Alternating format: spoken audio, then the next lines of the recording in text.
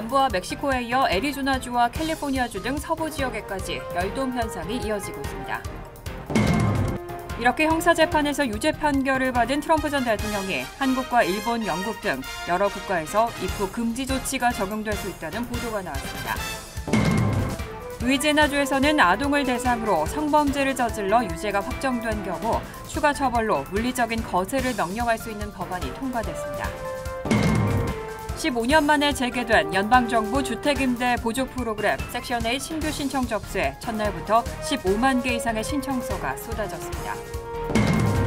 뉴욕시에서 이달 말부터 시행될 혼잡 통행료가 물가 상승으로 이어질 것이라는 우려가 제기되고 있습니다. 이상은 이 시각 주요 뉴스입니다. 시청자 여러분 안녕하십니까? KBN 뉴스입니다. 남부와 멕시코에 이어 애리조나주와 캘리포니아주 등 서부 지역에까지 열돔 현상이 이어지고 있습니다. 폭염경보가 잇따라 발령되고 있습니다. 기상청은 최근 텍사스와 멕시코를 덮친 열돔이 북상하면서 이번 주에 애리조나주와 네바다주, 캘리포니아주의 일부 지역에 폭염경보를 발령한다고 발표했습니다. 이 지역들은 평년보다 기온이 10도 이상 높아질 것으로 예상되고 특히 캘리포니아의 중남부 내륙과 센트럴밸리, 샌프란시스코의 나파밸리, 로스앤젤레스의 북쪽 팜데일 등이 폭염주의보 영향권에 들어갔습니다. 캘리포니아의 주도인 세크라멘토는 올해 처음으로 최고 기온이 화씨 100도, 섭씨 38도를 넘어설 것으로 보이고 세계에서 가장 더운 곳 중 하나인 데스밸리는 오는 6일 화씨 120도, 섭씨 49도 이상 오를 것으로 예측됩니다.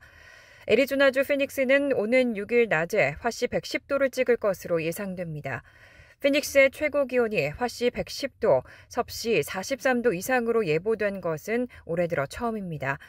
이러한 폭염은 산불 위험을 높이고 있고 이미 캘리포니아 센트럴밸리에서는 대규모 화재가 발생해 수십 평방킬로미터가 불에 타고 주민 대피 명령이 내려졌습니다. 또 멕시코에서는 폭염으로 인해 동물들까지 폐사하는 사례가 보고되고 있습니다. 기상 전문가들은 이번 열돔 현상이 특히 빠른 시기에 발생했다며 올해 들어 피닉스와 라스베이거스에서도 평년보다 3주가량이 빠르게 최고 기온이 화씨 110도, 섭씨 43도에 도달할 것으로 관측하고 있습니다.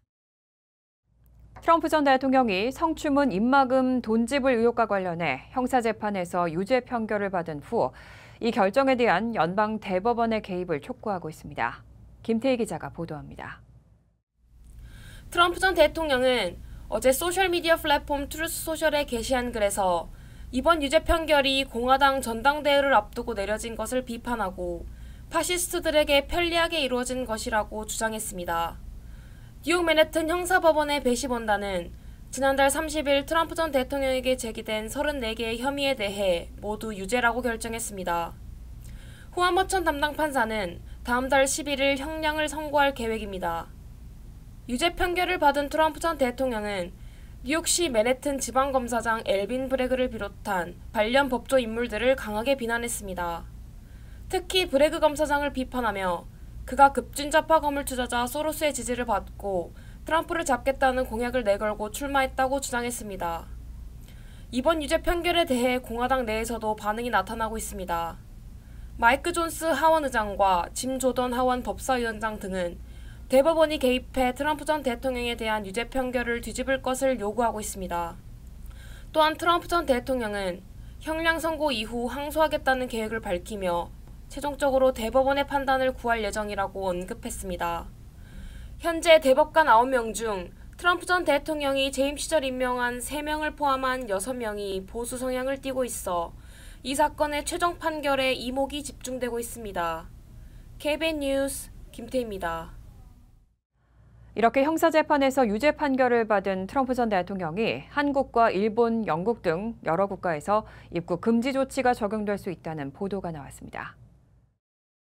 인터넷 매체 피플지는 한국과 일본, 영국과 같은 주요 동맹국을 포함한 37개국에서 트럼프 전 대통령이 입국 금지가 될 가능성이 있다고 보도했습니다. 중범죄자의 입국을 제한하는 국가들이 이러한 조치를 취할 수 있고 오는 11월 대선에서 트럼프 전 대통령이 재선에 성공할 경우 외교 관계를 위해 일부 주요 국가에 입국하려면 특별 허가를 받아야 할 것이라는 내용입니다. 인구정보 분석업체 세계 인구 리뷰에 따르면 미국을 포함한 38개국이 중범죄자의 입국을 금지하고 있고 여행 제한은 유죄 판결 후 여권 보유 여부와 상관없이 적용됩니다. 이 중에는 한국과 호주, 내년 주요 7개국 정상회의를 개최할 예정인 캐나다를 비롯해 중국과 이스라엘, 멕시코 등도 포함되어 있습니다. 앞서 조지 W. 부시 전 대통령 또한 1970년대 음주운전으로 체포된 적이 있어 재임 중 캐나다를 찾으려는 계획을 세우다가 여행 제한을 받기도 했습니다. 하지만 특별 허가를 신청해 최종적으로 입국이 허가된 전례가 있습니다. 다만 피플지는 부시의 해당 범죄는 경범죄로 분류됐고 법정에서 재판을 받지 않았다며 트럼프 전 대통령처럼 34건의 중범죄에서 유죄 판결을 받은 경우 비슷한 방식으로 처리될 수 있을지 여부는 말하기가 어렵다고 전했습니다. 루이지애나주에서는 아동을 대상으로 성범죄를 저질러 유죄가 확정된 경우 추가 처벌로 물리적인 거세를 명령할 수 있는 법안이 통과됐습니다. 어제 루이지애나주 의회는 13세 미만 아동을 대상으로 성폭행, 성추행 등 범죄를 저질러 유죄가 확정된 사람에게 판사가 징역형에 더해 외과적 수술을 통한 거세를 명령할 수 있는 법안을 통과시켰습니다. 이미 루이지애나를 비롯해 캘리포니아와 플로리다, 텍사스 등 몇몇 주에서는 성범죄자에게 약물을 주입하는 화학적 거세 제도를 두고 있습니다. 하지만 이렇게 미국에서 물리적인 거세를 허용하는 법안은 처음입니다. 루이지애나주 의회는 상하원 모두 공화당이 장악하고 있고 제프 랜드리 주지사 역시 공화당 소속입니다. 이날 의회를 통과한 법안에 랜드리 주지사가 서명하면 이 법은 오는 8월 1일부터 시행됩니다. 현재 루이지애나에는 13세 미만 아동 대상 성범죄로 유죄 판결을 받은 2,224명이 수감돼 있지만 이들에게 처벌이 소급 적용되진 않습니다. 법안 발의자인 민주당 소속 레지나 베로 상원의원은 지난 4월 이 법안을 심의한 위원회에서 물리적 거세가 종종 남성들과 관련이 있지만 여성들에게도 적용될 수 있고 이런 처벌이 모든 범죄자에게 자동으로 부과되는 것은 아니라며 개별 사건마다 판사의 재량에 따라 내려지게 될 것이라고 덧붙였습니다. 만약 판사가 거세 수술을 명령한 뒤 해당 범죄자가 이를 거부하면 불응 혐의로 3년에서 5년의 징역형을 추가로 받을 수 있습니다. 어제 뉴욕시는 연방정부 주택임대 보조 프로그램 섹션 8 신규 신청 접수를 15년 만에 재개했습니다. 신청 첫날부터 15만 개 이상의 신청서가 쏟아졌습니다. 3일 크레인스 뉴욕 보도에 따르면 시 주택국이 이날 섹션 8 대기자 신청을 받은 뒤 12시간 동안 신청서 15만 개 이상이 접수됐습니다. 시 주택국은 3일 0시부터 홈페이지를 열고 신청을 받기 시작했습니다. 주택국은 2009년 12월 이후 섹션 8 신청 접수를 중단했기 때문에 15년 만에 재개입니다. 신청 접수는 오는 9일 오후 11시 59분까지 진행되고 영어와 기타 4개 언어로 제공되는 온라인 포털을 이용해 무료로 신청할 수 있습니다. 섹션 8 혜택을 받기 위한 소득 기준은 1인 기준 연소득 54,350달러, 4인 가족 기준 연소득이 77,650달러 미만이어야 합니다. 가구 구성원 중 최소한 1명은 적격한 이민 신분을 갖고 있어야 하고 소셜 시큐리티 넘버가 있다면 함께 입력해야 합니다. 16세 이상 가구 구성원 모두는 범죄 경력 조회와 전국 성범죄자 조회 절차를 통과해야 합니다. 신청 기간이 끝나면 시 주택국은 오는 8월 1일까지 섹션 8 바우처 대기자 명단 작성을 완료하고 이후 추첨을 통해 수혜자를 선정할 계획입니다. 뉴욕시에서 이달 말부터 시행될 혼잡 통행료와 관련해 악수라는 평가가 이어지고 있는데요. 물가 상승으로도 이어질 것이라는 우려가 제기되고 있습니다. 뉴욕포스트에 따르면 브루클린 모건 애비뉴의 한 에어컨 정비업체는 맨하튼 60가 이하를 지나는 모든 주문건에 대해 $15의 추가 비용을 부과할 계획입니다. 일반 승용차의 평일 주간 기준 혼잡 통행료 $15 부과에 맞춘 방안입니다. 혼잡 통행료의 직접적인 부과에 대한 비용이 소비자에게 전가될 것을 예고하는 것으로 이런 현상은 다른 서비스 업체에도 영향을 미칠 것으로 보입니다. 한 혼잡 통행료 반대 시민단체의 대변인은 혼잡 통행료 부과 조치가 뉴욕시 전역의 물가 상승으로 이어질 수 있음을 경고하며 뉴요커들이 소비에 유의할 필요가 있다고 지적했습니다. 또 MTA가 열심히 일하는 뉴요커들을 쥐어짜고 물가 상승은 고려하지 않은 채 자신들의 배를 불리고 있다며 요금을 올리는 업체를 비난하긴 어렵다고 전했습니다.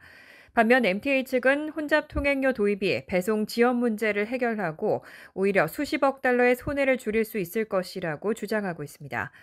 한편 MTA는 이날 장애 등을 이유로 대중교통을 이용하기 어려운 경우와 간병인 및 그 가족에 대해 혼잡 통행료를 면제하겠다고 밝혔습니다. 또 저소득층 운전자들이 매달 신규 누적으로 10회 이상 혼잡 통행료 부과 구간을 지나간 경우 통행료의 50%를 할인해주겠다는 방안을 내놨습니다. 뉴욕주가 청소년을 대상으로 한 소셜미디어의 알고리즘 사용을 제한하는 법안을 검토하고 있습니다. 청소년들에게 부모 동의 없이 컨텐츠가 알고리즘을 통해 제공되는 것을 금지하는 내용입니다. 이번 주 뉴욕주 의회에서는 소셜미디어가 부모의 동의 없이 청소년들에게 알고리즘 사용 콘텐츠를 제공하는 것을 금지하는 내용의 법안이 표결에 붙여질 예정입니다. 법안은 또 미성년자에게 제공되는 모든 콘텐츠를 시간 순으로 표시하도록 요구합니다.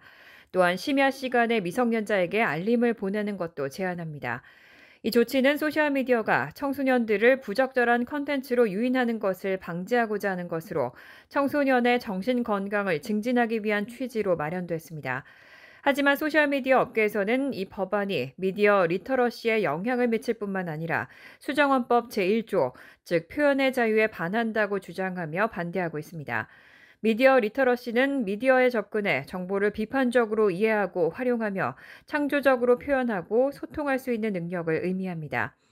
이 법안이 통과되면 뉴욕주는 미국 내에서 소셜미디어 콘텐츠 제공 방식에 관한 규제를 제정한 최초의 주가 되고 이는 다른 주에서도 유사한 법안을 고려하게 할 수 있습니다. 이와 같은 움직임은 전국적으로 소셜미디어의 규제를 둘러싼 논의를 촉발할 수 있는 중요한 발판이 될 것으로 보입니다. 실제로 최근 미국 곳곳에선 소셜미디어의 청소년 유해성과 관련된 각종 입법적 움직임을 보이고 있습니다. 고물가 상황이 이어지면서 소비자의 구매 행태에 중대한 변화를 가져오고 있습니다. 고소득층도 할인 상품을 찾는 등 가격에 더 민감해지고 있습니다. CNN은 어제 보도에서 인플레이션에 지친 소비자들이 지출을 줄이고 있다고 보도했습니다. 뱅크 오브 아메리카는 지난주 뉴욕에서 개최된 금융 컨퍼런스에서 신용카드, 수표 등을 통해 추산한 소비자의 지출의 지난해 대비 증가율이 3.5%로 전년의 10.0%에 비해 낮다고 밝혔습니다. 이런 경제적 압박감은 유통업계에도 영향을 미치고 있습니다. 월그린스와 타겟 등 대형 유통업체들은 소비자들의 부담을 줄이기 위해 일부 제품들의 가격을 인하했고 맥도날드와 버거킹과 같은 패스트푸드 체인들은 경쟁적으로 저가 메뉴를 선보이고 있습니다. 코로나19 때 공급 부족과 수요 증가로 몸값이 높아졌던 자동차 판매상들 역시 차 가격 인하를 재개했습니다. 이런 변화는 팬데믹 기간 동안의 높은 수요와 공급 부족으로 인한 가격 상승과 대비되며 기업들이 소비자의 변화된 수요에 적응하기 위해 가격 전략을 재조정하고 있다는 것을 보여줍니다. 하지만 뉴욕타임즈는 이런 추세가 과거의 치열한 가격 인하 경쟁에는 미치지 못한다고 평가했습니다. 신용평가 회사 피치 레이팅스는 지금 회사들은 바닥까지 경쟁할 뜻은 없다고 평가했습니다. 간추린 소식입니다. 세종학당재단이 한국어를 보다 편리하게 학습할 수 있도록 개발한 한국어 학습 통합 앱 손안의 세종학당을 배포합니다. 재단은 그동안 어휘, 문법, 회화 등 학습 영역별, 수준별로 각각 학습 앱을 제공해왔지만 학습자들의 요구사항을 반영해 통합 앱을 배포하게 됐다고 설명했습니다. 손안의 세종학당은 전 세계 세종학당에서 운영하고 있는 재단의 기본 교육과정 중 하나인 세종학당 한국어를 바탕으로 개발됐고 학습자는 세종학당 강의실에서 이루어지는 한국어 어휘, 문법, 회화 등을 앱을 통해 손쉽게 배울 수 있습니다. 손안의 세종학당은 구글 플레이스토어와 앱스토어에서 무료로 내려받을 수 있습니다. 올해 들어 뉴욕시 엠폭스, 원숭이 두창 감염 사례가 급증한 것으로 나타났습니다. 뉴욕시 보건국에 따르면 올해 들어 지난달 9일까지 집계된 원숭이 두창 발병 사례는 191건으로 지난해 총 발병 사례보다 많은 것으로 조사됐습니다. 2022년 뉴욕시에 유입돼 크게 유행했던 원숭이 두창은 일반적으로 여드름이나 물집처럼 보이는 발진이나 궤양을 일으키고 발열이나 인후통 등 독감과 유사한 증상을 유발할 수 있습니다. 원숭이 두창은 대부분 남성과 성관계를 가진 남성 혹은 트랜스젠더 사이에서 발생하는 것으로 파악되고 있습니다. 뉴욕시 보건국은 백신을 접종하면 최대 85%의 예방 효과가 있다며 백신 접종을 당부하고 있습니다. 뉴욕시 의회가 이민자 보호 정책의 일환으로 제정된 피난처 도시 조례 폐지를 추진하고 있습니다. 민주당 내 보수로 평가되는 로버트 홀든 시의원과 공화당의 조 보렐리 시의원은 지난 1일 드블라지오 시장 당시인 2017년 제정한 피난처 도시 조례는 당장 폐지돼야 한다며 폐지 조례안 상정을 예고했습니다.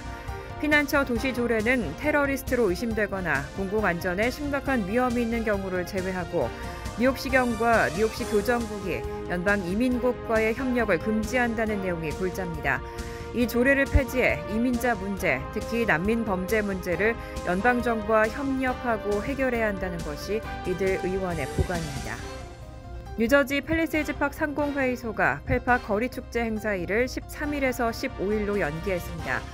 뉴저지 팰리세이즈 팍 상공회의소는 당초 6일에서 8일에 열릴 예정이었던 펠팍 거리축제를 우천 관계로 13일에서 15일로 일주일 연기했다고 밝혔습니다. 팰리세이즈 팍 브로드 애비뉴에서 사흘 동안 열리는 거리축제는 의류, 보석, 건강식품, 생활용품 등 다양한 분야의 업체들이 참가해 저렴한 가격에 제품을 판매하게 됩니다. 행사 마지막 날인 15일에는 오후 5시에서 7시 펠팍 타운홀 앞에서 전통무용과 댄스 등 다양한 무대 공연이 펼쳐질 계획입니다. 환율과 증권 소식입니다.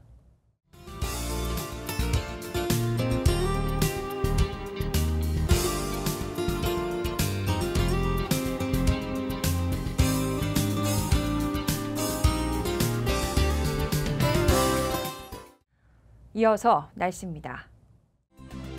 수요일은 구름이 많은 가운데 한때 천둥번개를 동반한 소나기 내릴 가능성도 있습니다. 낮 최고 기온은 75도, 섭씨 24도, 밤 최저 기온은 70도, 섭씨 21도로 예상됩니다. 목요일은 때때로 천둥번개를 동반한 소나기 내릴 가능성이 있습니다. 금요일은 부분적으로 화창하겠지만 한때 소나기 내릴 가능성이 있습니다. 이상으로 KBN 뉴스를 마칩니다. KBN과 함께 즐거운 저녁 되시기 바랍니다. 미 동부 최대 한인방송 KBN이 제작하는 KBN 뉴스는 웹사이트 mykbn.com 그리고 유튜브와 페이스북에서 다시 보실 수 있습니다. 좋아요, 구독, 알림 설정은 뉴스 제작에 큰 도움이 됩니다.